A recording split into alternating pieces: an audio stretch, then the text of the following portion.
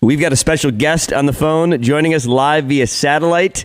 It is Sam Hunt. How you doing, Sam? Pretty good. How you doing? Good. The new album, Southside, finally out. It has been a minute since you've released new music. It's actually been years, Sam. Yeah, that the albums I've learned are hard to make, hard to put together. Especially when you have a lot of other things going on in your life, and life got a little crazy after putting out that first record. So it got a little tougher for me to put music together, and finally got it done after, like you said, after 5 years. I really focused this past 12 to 18 months and made sure to make it happen. But hopefully I'll be able to make up for lost time in the future, and apologize to all our fans who've been waiting patiently for new music. But thanks for hanging in there. And the new single, man, Hard to Forget, is dope. Like, the coolest song that I have heard, I would say, in 5 years, at least. I love it. The sample just done perfectly. It flows so nice.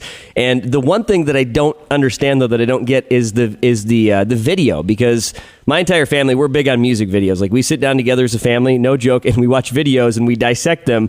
And I can't figure this video out. And I wanted you to give me some details on the video, kind of explain it to me if you could. Yeah, it started out with more of a storyline, and then it turned out to just be this collection of characters. Essentially, the singer in the song, I guess myself, in this instance, obviously, is checking himself into this hotel just to get away, and he's got his own problems that he's escaping.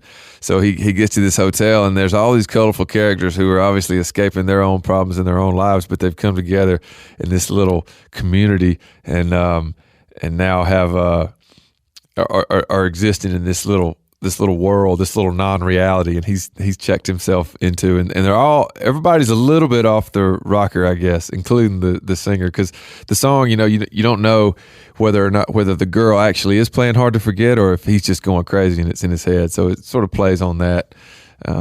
But there's not much of a storyline there. It is kind of all over the place. It's more about just the colorful characters and the imagery. The sample, the Webb Pierce song, Three Stands the Glass, I know that you'd been toying with the idea of sampling an older song. Like, it's just something that you kind of wanted to do that was on your radar. Are there any other songs that you actually considered or tried to work into other songs at some point? Maybe not this one, but like, I know the 90s, you're big on 90s country because you grew up on it.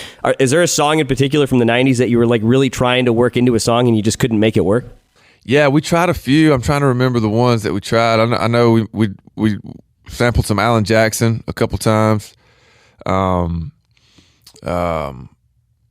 Even messed around with sampling Sturgill Simpson, even though I'm sure it would be hard to get that through the copyright and approval and all that. But it's just trying to find inspiration more than anything, and trying to find like the right way to go about doing it. So you do a lot of experimenting, just looking for landing in the right era, just the right type of song. And man, that one, Webb Pierce song, I can't take credit for that. Luke Laird played that for me, a writer I write with quite a bit, and I felt like he nailed it, so I knew that was the one when I heard it. Had you heard that song prior to Luke playing it for you? Because until you used this, I didn't even know who this guy was. Yeah, it's a song. I'd heard it growing up. That's my granddad's era of country.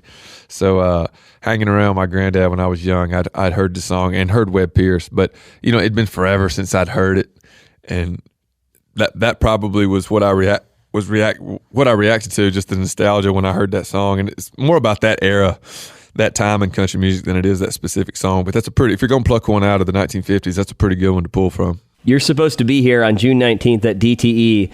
There's no official word on any kind of postponement or rescheduling that I've seen yet. How are you feeling about June, or is that just something you can't even say because you just don't know what the world's going to look like at that point? Yeah, I'm optimistic. I'm hoping we don't have to move anything else, but with day to day right now, fortunately we still have a couple months to work it out. But we'll see. As of right now, everything's on. That could be the biggest damn party Detroit has ever seen, because that might be like the first time everybody actually gets out of their house, because I'm pretty sure we don't have any shows up until that point. So you might want to be ready for that one if it does go through. I know. I think it could be fun. I'm hoping that when people do come out, they come out full force and aren't too weary. Well, we are looking forward to it. Also, the new album called Southside. Sam Hunt, thank you so much, man. You take care of yourself, and we'll see you in a couple months. Thanks, brother. Good talking to you, man.